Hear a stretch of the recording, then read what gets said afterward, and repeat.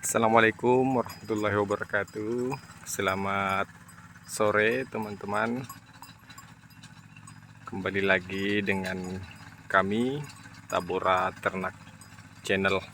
Dan di video kali ini kami ingin berbagi bagaimana kemudian pola-pola peternakan yang digunakan oleh peternak sapi Bali. Ya, karena di tempat kami sapi Bali masih menjadi komoditas sapi yang banyak dipelihara oleh peternak-peternak di desa kami. Nah, pola-pola pemeliharaan sapi ada berbagai macam.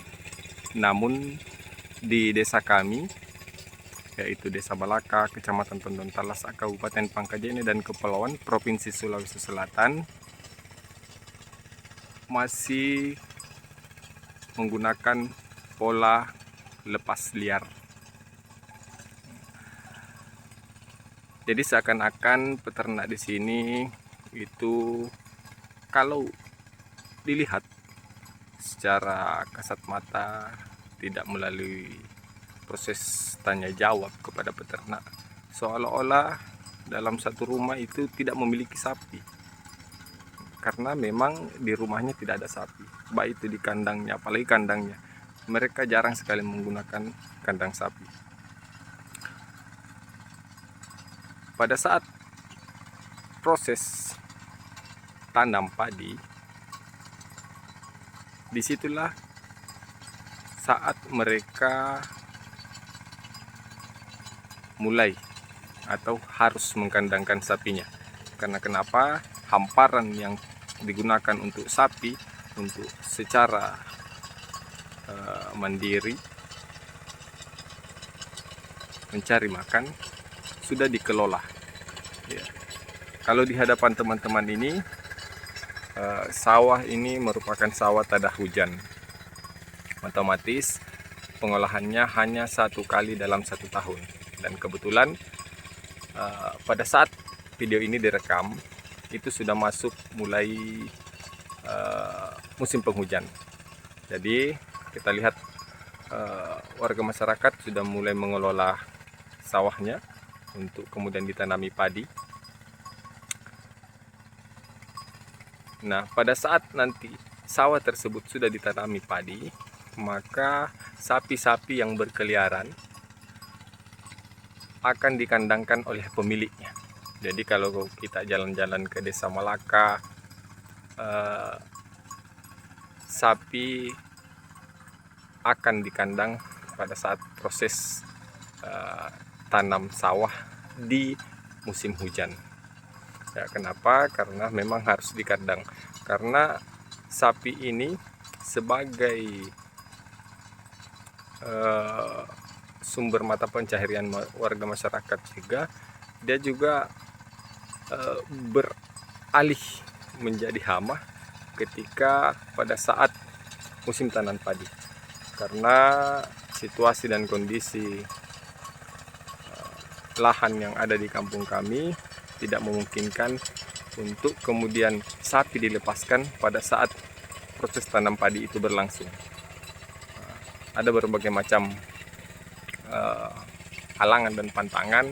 Contohnya misalkan karena hamparan atau padang tidak cukup luas untuk mencukupi kebutuhan makanannya, sehingga memungkinkan sapi untuk merusak tanaman padi warga setempat. Ya. Jadi terkadang dia jadi hama, terkadang dia juga jadi sumber mata pencaharian, salah satu sumber mata pencaharian warga masyarakat di sini. Kalau kita melihat pola-pola atau waktu-waktu tertentu yang terjadi pada sapi, jika pagi hari tidak ada 1 ekor pun yang terlihat di kawasan atau lokasi persawahan ini.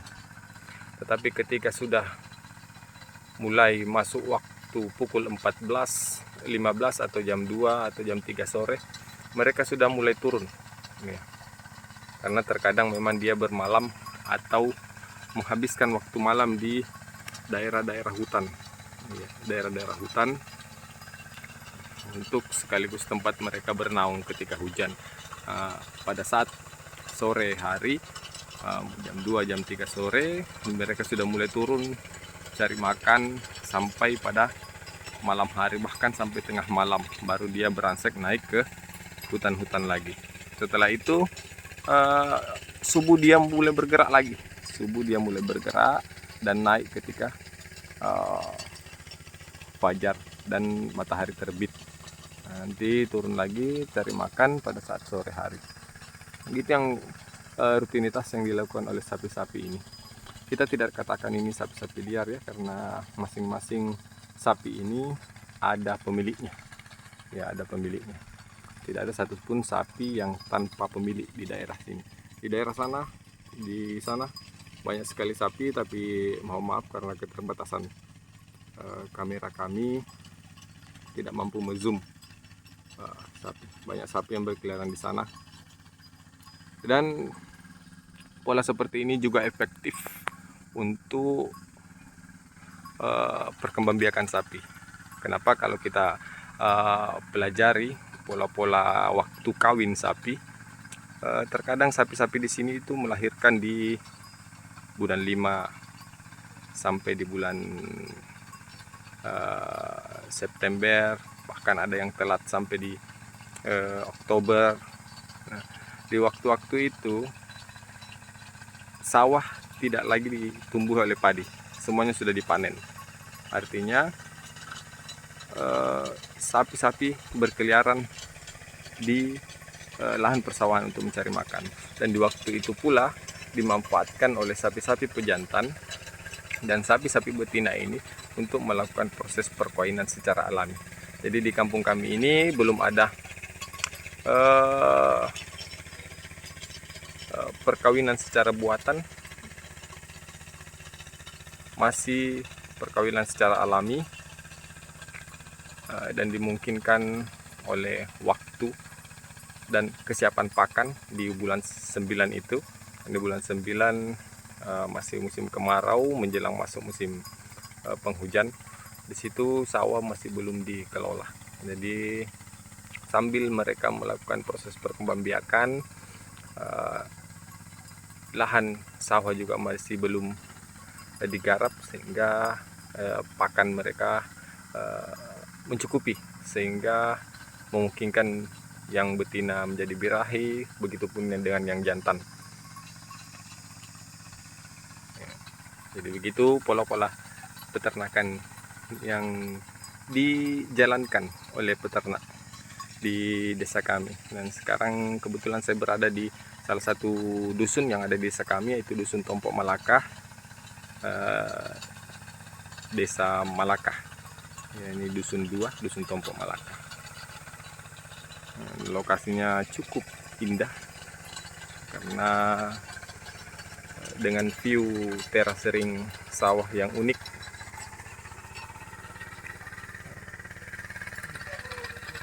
Dapat memanjakan mata.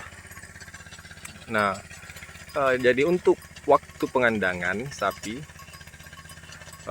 masa tumbuh padi kan sekitar kurang lebih 3 bulan. Jadi di waktu itu para peternak juga menyiapkan lahan pakan hijauan, contohnya rumput gajah, bahkan ada yang ngarit di pematang sawah, ada juga yang menyimpan jerami di rumah-rumah sawah. Contohnya ini rumah-rumah sawah. Ini rumah-rumah sawah ini biasanya diisi oleh limbah padi atau jerami sebagai pakan sapi ketika nanti proses pengandangan berlangsung selama 3 bulan. Jadi kalau dipikir-pikir, memang sapi sebagai sumber mata pencarian yang baik bagi petani, karena tidak terlalu menguras waktu, tidak terlalu menguras tenaga, karena hanya dilepas liar, namun dapat memperoleh makanan secara mandiri karena diuntungkan dengan letak geografis yang memungkinkan sapi dapat tumbuh dan berkembang secara mandiri di hamparan luas lahan persawahan.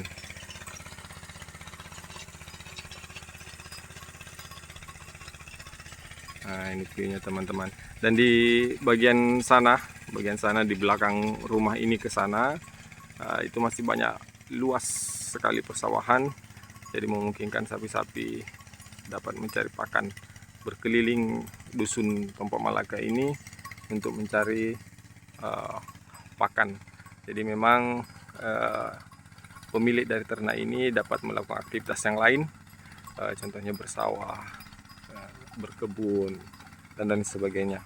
Oleh karena itu masyarakat di sini masih mempertahankan untuk memelihara sapi karena dianggap tidak terlalu menguras tenaga dan tidak terlalu menguras waktu.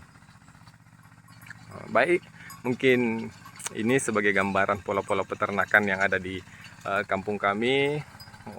Kalau ada saran dan masukan untuk semata-mata mengembangkan pola-pola peternakan yang baru, atau memberi masukan dan saran mengenai apa-apa saja yang perlu dilakukan untuk mengembangkan dunia peternakan di kampung kami, silahkan tulis di kolom komentar. Jangan lupa bantu channel kami dengan menekan tombol subscribe, like, share, and comment. Terima kasih telah menonton video ini. Saya Khairi, wabillahi taufiq wal hidayah. Wassalamualaikum warahmatullahi wabarakatuh.